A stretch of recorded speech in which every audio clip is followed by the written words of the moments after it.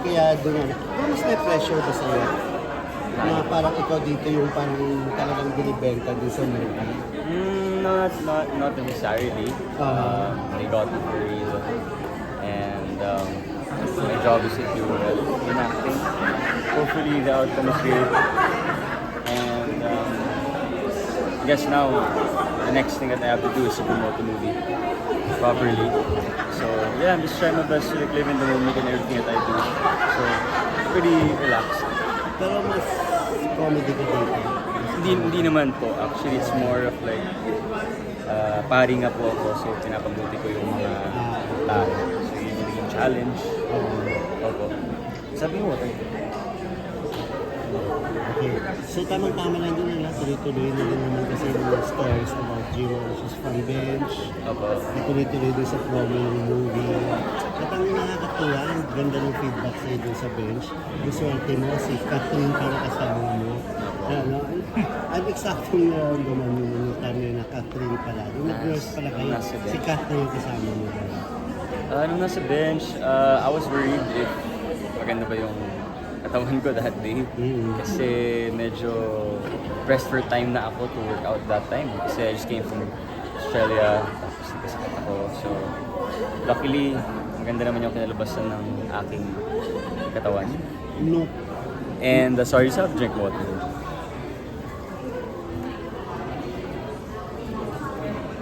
Sorry for that, Neb. Okay. Nung past ng mga bench na shows, naka-underwear ka pa doon. Dito, Opo. topless na.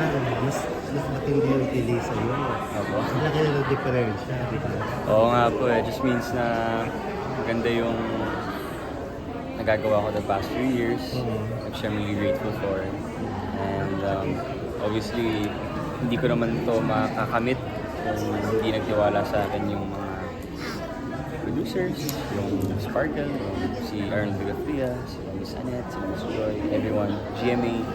So I'm really grateful. And of course, Mr. Benchan himself, you know, he trusted me when I was still a nobody, di ba? Like, nakabrief ako na red, hindi pa naman ako kilala nun.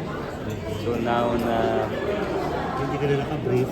hindi na ako nakabrief, Catherine pa Catherine yun. nga po. So yeah, I'm just really grateful for everything that's happening to me. Nag-trending din noon yung para akala nila nakisnaban si Alden at saka si Catherine. Akala nila nakisnaban. Tapos, napunta ko sa'yo na mabuti pa kayo. Kung may cat din, may cat feed. Diba? Cat feed? Oo, nabuo agad yung cat feed na tandem. Pero aware ka doon. Kasi sinabi mo, Yeah, of course. kasi diba sinabi mo naman before, David, sa past interviews na gusto mo siya makasama sa movie. Yes, of course. I've been vocal about it. Nung bata ko, siya yung pinapanood ko eh. Diba? So kaya nung nakita ko siya nung isang araw sa bench, syempre, I was in awe na, ay, bata yung magkatbay. So, May birthday message kasi so, sa'yo. Birthday message. oh, happy birthday, Catherine.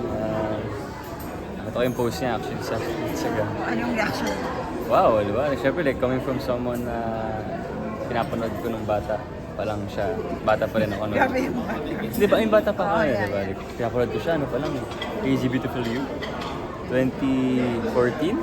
I was, I was 19 lang din yata that time. So, I've been seeing her growth as an actress and as a person and really happy for her.